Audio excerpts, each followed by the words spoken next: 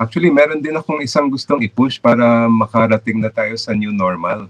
Gusto ko sanang isabatas yung mapalitan na natin yung IATF at kasi yung IATF ay gawa ng executive order yan ng dating Pangulong Aquino. Maganda kung isabatas na natin yan. Ang proposal ko ay tawagin natin Pandemic Management Council.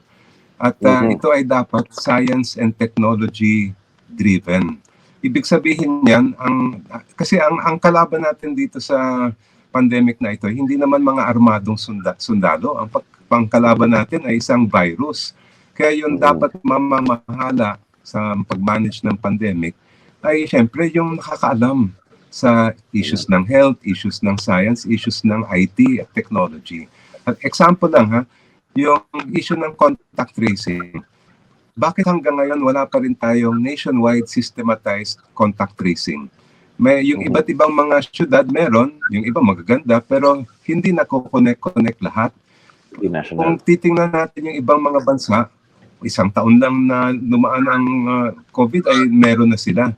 Bakit? Kasi hindi natin pinaubaya yan sa ating mga magagaling na science and IT people. Madali lang yan actually.